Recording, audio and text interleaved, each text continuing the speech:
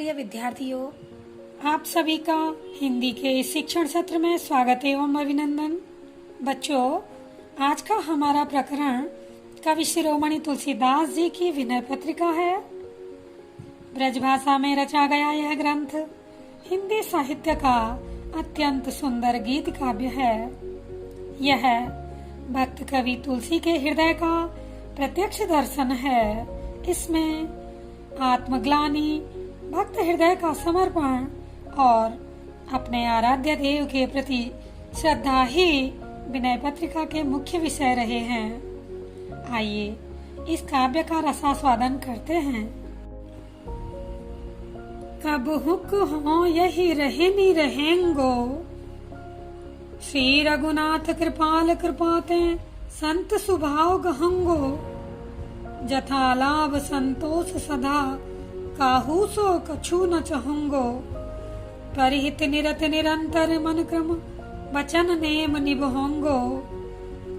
परस वचन अति शुद्ध सहस्रवन सुनी तेहि पावक न दहंगो। विगत मान सम शीतल मन पर गुण नहीं दोष कहंगो। परिहरि देह जनित चिंता दुख सुख समबुद्धि सहोंगो। तुलसीदास प्रभु यही पथ रही अविचल हरि भक्ति लहंगो। प्रस्तुत काव्यांश में कवि शिरोमणि तुलसीदास जी ने अपने आने वाले जीवन के विषय में, अपने भावी जीवन के विषय में अभिलाषा व्यक्त की है और पूछा है, कहा है कि क्या मैं कभी संतों जैसा स्वभाव प्राप्त कर सकूंगा? क्या कभी मुझे संतों जैसा स्वभाव प्राप्त होगा? तो कवि कहते हैं, कब हुक हो यह रहनी रहेंगो। हे ईश्वर, कभी कब हुक, क्या कभी हो तो यही रहनी रहेंगो। रहनी का अर्थ है जीवन। क्या कभी मुझे ऐसा जीवन प्राप्त होगा? क्या कभी मैं ऐसा जीवन जीऊंगा? श्री रघुनाथ कृपाल कृपाते संत स्वभाव गहंगो। श्री रघुनाथ श्री रामचंद्र जी की कृपा से, कृपालु, कृपा के सागर श्री राम की कृपा से क्या कभी मैं संतों जैसा स्वभाव ग्रहण करूंगा, धारण कर सकूंगा, धारण कर पाऊंगा? क्या कभी मुझे ऐसा जीवन मिलेगा? जथा लाभ संतोष सदा काहू सो कछ न चाहूंगो। मुझे मेरे परिश्रम से जो भी होगा, जैसा भी लाभ होगा, मैं उसी में संतोष करूंगा। मैं सदा ही उसी में संतोष करूंगा और काहू सो कुछ न चाहूंगो। बदले में मैं लोगों से कुछ भी नहीं चाहूंगा, किसी प्रकार की कोई अभिलाषा नहीं रखूंगा, कोई इच्छा नहीं रखूंगा। मेरे काम से, मेरे परिश्रम से जिस प्रकार का भी लाभ हो, उसी में संतोष मानूंगा। किसी से कभी भी किसी वस्तु की कामना नहीं चाहूंगा, कामना नहीं रखूंगा। परिहित निरत निरंतर मन क्रम वचन नेम निभंगो। परहित, लोगों के हित में निरत, लगा रहूंगा, निरंतर, लगातार लोगों के हित में लगा रहूंगा, लोगों की भलाई करूंगा, लोकोपकार करूंगा और मन क्रम वचन नेम निभूंगो। ये जो मैं नियम बनाऊंगा, उस नियम को, लोगों का उपकार करने का जो मैं नियम बनाऊंगा, उस नियम को मैं मन, कर्म और वचन से उस नियम को बड़ी अच्छी प्रकार निभाऊंगा।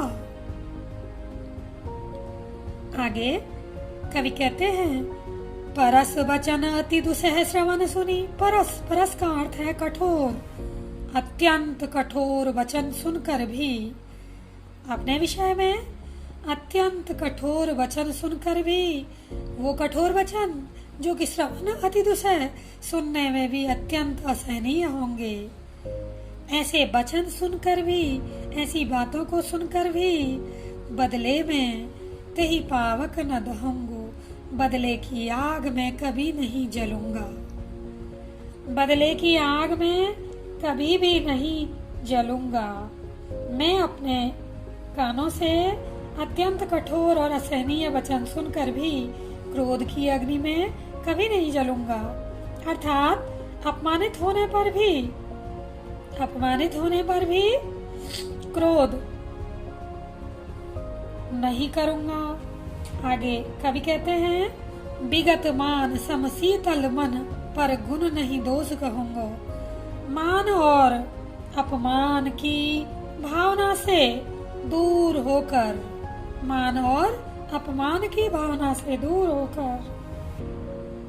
सम शीतल, दोनों ही स्थितियों में शीतल भाव से रहकर, कोई मेरा अपमान करे कोई मेरा सम्मान करे, दोनों ही भावों को समान रूप से सुनकर शीतलता से सहन कर, मैं मन पर गुण, अपने मन से अपने हृदय से पर गुण दूसरों के गुणों का ही बखान करूंगा, नहीं दोष कहूंगा। उनके दोषों का कभी भी उल्लेख नहीं करूंगा।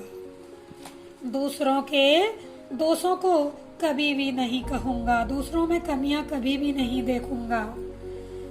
आगे कवि कहते हैं कि परिहरि देह जनित चिंता, दुख सुख समबुद्धि सहंगो।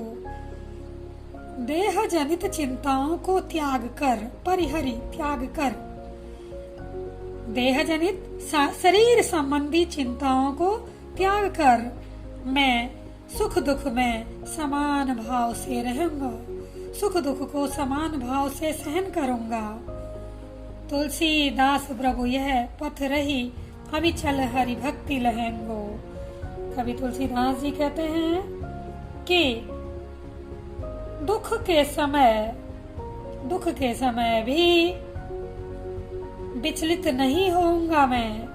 और हे प्रभु श्री राम, मैं संतों के इस मार्ग पर चलता हुआ, जो बातें अभी बताई है ऊपर, ये सब बातें संतों की मार्ग की है, संतों के रास्ते चलने वाली बातें हैं। तो कवि कहते हैं कि मैं संतों के इस मार्ग पर चलता हुआ भगवान श्री राम की इस प्रकार की अविचल भक्ति, स्थिर भक्ति कब प्राप्त करूंगा इस प्रकार की भक्ति। आगे इस काव्यांश में गोस्वामी तुलसीदास जी ने संतोष पूर्वक संत स्वभाव धारण करने तथा भगवान के चरणों में अचल भक्ति प्राप्त करने की अभिलाषा व्यक्त की है। कवि कहते हैं कि परिहरि देह जनित चिंता, इससे कवि का तात्पर्य है कि इंद्रियों और शरीर के सुख की चिंता से ईश्वर की प्राप्ति कभी नहीं हो सकती है। जब मनुष्य देह जनित चिंताओं को त्याग कर ईश्वर प्राप्ति के मार्ग में आगे बढ़ता है, तो निश्चय ही उसको उस प्रकार की भक्ति प्राप्त हो सकती है।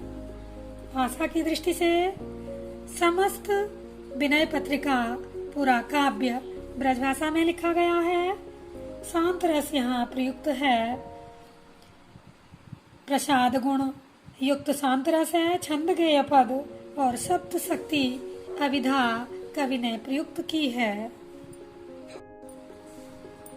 प्रश्नों की दृष्टि से बच्चों, पहला प्रश्न सभी जगह एक समान है कि प्रस्तुत काव्यांश के कवि तथा शीर्षक लिखिए। तो प्रस्तुत काव्यांश का शीर्षक है विनय पत्रिका और इसके कवि हैं गोस्वामी तुलसीदास जी। दूसरा प्रश्न रेखांकित अंश व्याख्या के लिए आता है। इसमें कोई भी लाइन आपको अंडरलाइन की हुई मिलेगी जिसका अर्थ आपको लिखना होगा। इसके लिए अभी जो हमने व्याख्या की है उसको आप सुनकर समझकर लिखेंगे। तीसरा प्रश्न हो सकता है बच्चों कि तुलसीदास जी कैसा स्वभाव ग्रहण करना चाहते हैं? तो तुलसीदास जी श्री राम श्री रघुनाथ जी की कृपा से संतों जैसा स्वभाव धारण करना चाहते हैं। अगला प्रश्न हो सकता है, तुलसीदास जी के कैसे वचन सुनने के बाद भी क्रोध की आग में नहीं जलना चाहते हैं? तुलसीदास जी कैसे वचन सुनने के बाद भी क्रोध की अग्नि में नहीं जलना चाहते हैं? तो इसका उत्तर होगा, तुलसीदास जी अपने विषय में कठोर वचन सुनने के बाद भी परस वचन अति दुसह श्रवण सुनी तेई पावक न दहोंगो। तुलसीदास जी कठोर वचन सुनने के बाद भी क्रोधित नहीं होना चाहते हैं। अगला प्रश्न हो सकता है कि